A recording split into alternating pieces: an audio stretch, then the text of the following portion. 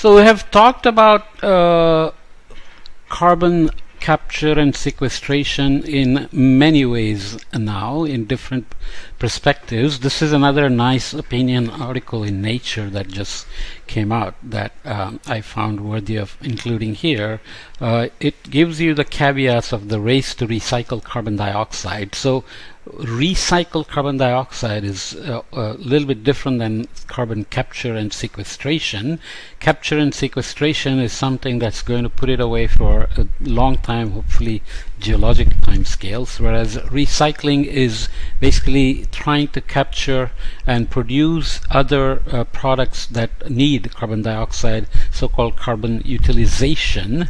And there is always a debate about whether this is going to really work and whether this will really take out carbon dioxide from the system or just displace it. For example, the formation of syngas using carbon dioxide captured at some industry and mixing with H2O to produce a kind of a synthetic gas that serves as a fuel and can use many other different feedstocks is argued to be one of the utilization of CO2. But then it's argued that the CO2 has to be at a very high concentration in the capture or it'll take energy to concentrate CO2, and often producing H2 and other things that are needed to mix to be mixed also end up taking up energy. So and the products that are produced by carbon utilization are then sent off somewhere where that carbon dioxide emission from those products is not tracked even when there is a life cycle analysis done. So it's often referred to as displacement. So you just move carbon from one box to another rather than taking it out of the system and putting it away for a long enough time. So all kinds of details exist in the arguments.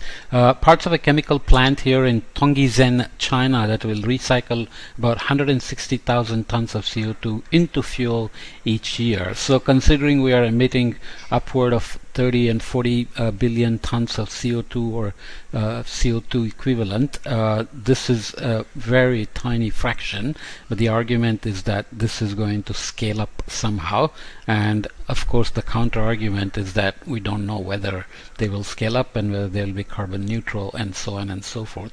So here is some schematic of reusing carbon dioxide. Companies are turning the greenhouse gas into many products. Some products lock CO2 away for decades, but others are short-lived solutions, so the gas quickly ends up back in the atmosphere. So you are not really putting it away, and it's still very much in the system, but you just displaced it in time.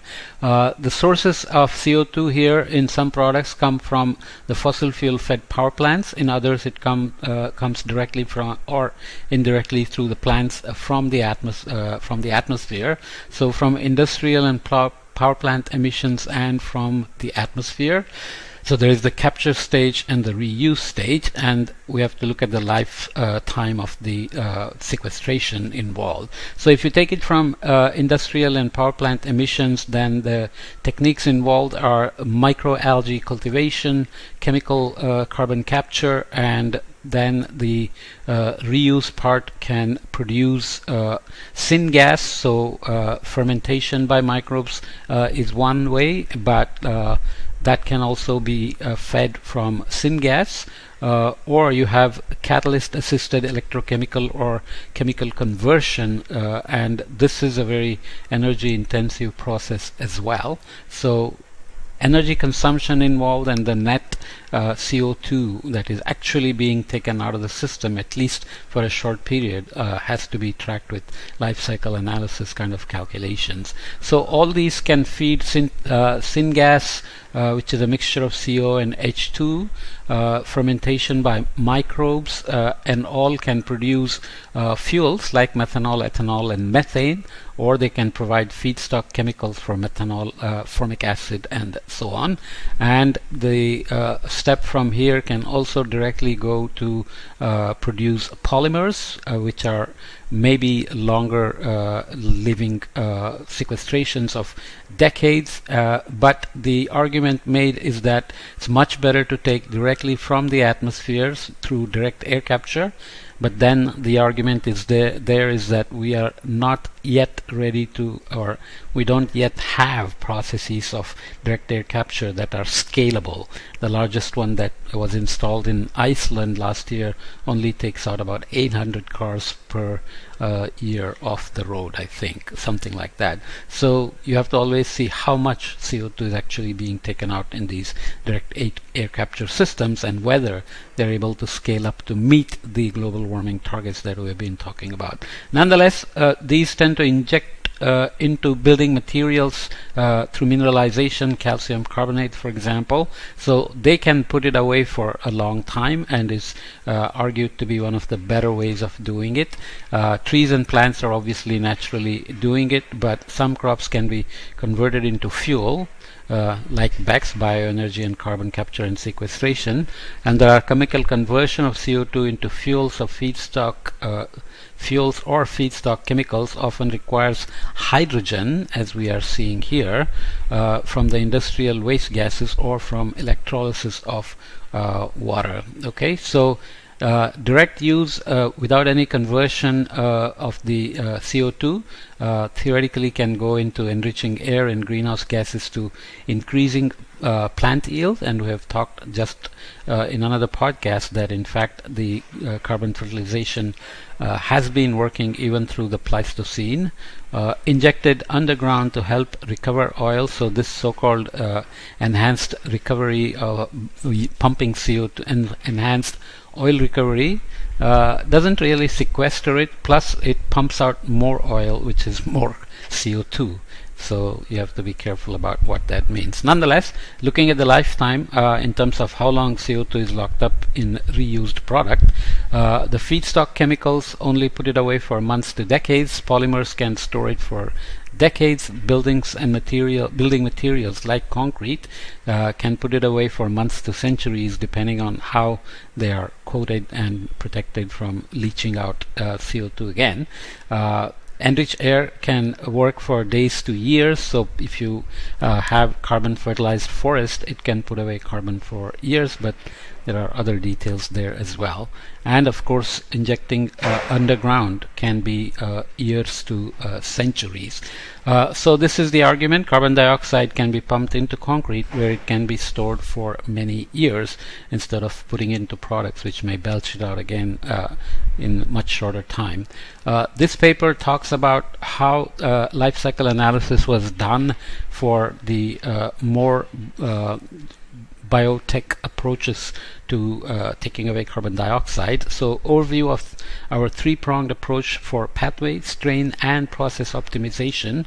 Overview of applied tools and strategies to advance acetone and isopropyl alcohol production from waste gases from a proof of concept to industrial level. So acetone and IPA are basically solvents for other industrial production processes.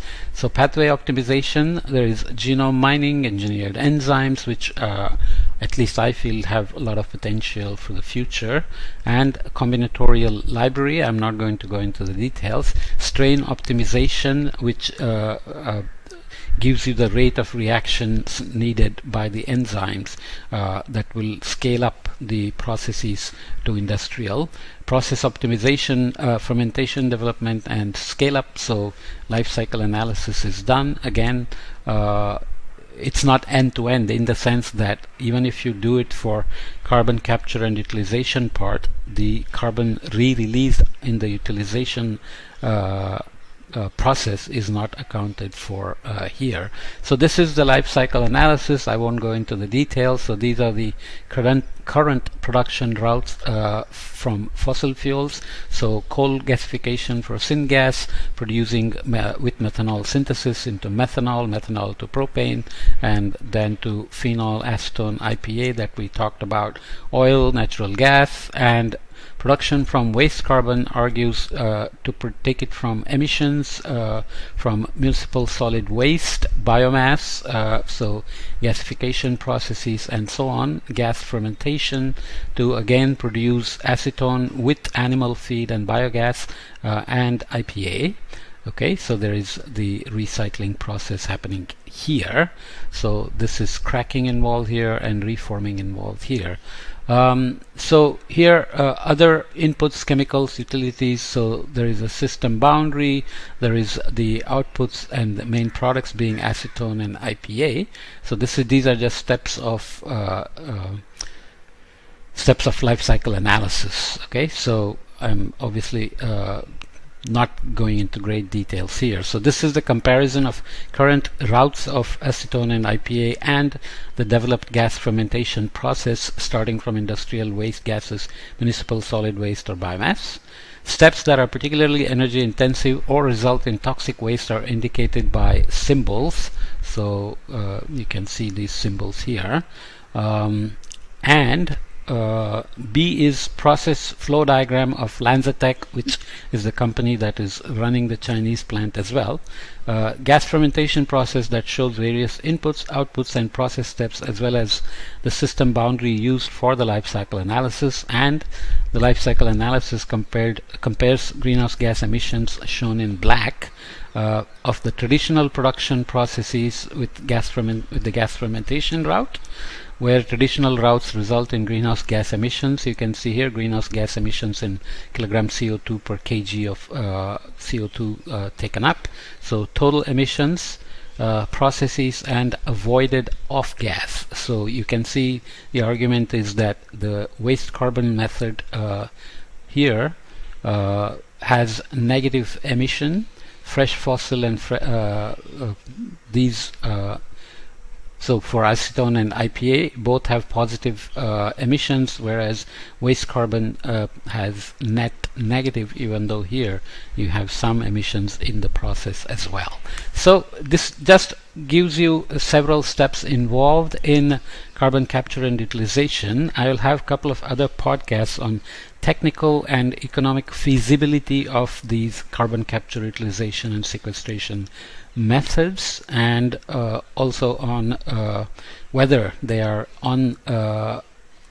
will be useful for meeting Paris Agreement goals in terms of global warming targets of 2 degrees C or 1.5 degrees C by 2100 with a 66% probability. Okay, so again, just a short introduction to the various issues and various processes, various claims that are involved, and some suggestions such as where CO2 sequestration can provide a longer term removal from the system, like putting into concrete. Of course, there is the geologic sequestration as well, and enhanced oil recovery. But as we said, enhanced oil recovery pumps CO2 in but brings out oil, which is going to burn and produce more CO2. So overall, whether these methods serve to reduce total emissions or give us comfort, saying anyway we're going to take it out of the system, so let's keep burning oil or doing other things that emit CO2. So lots of issues involved there. Okay, but I will leave this here.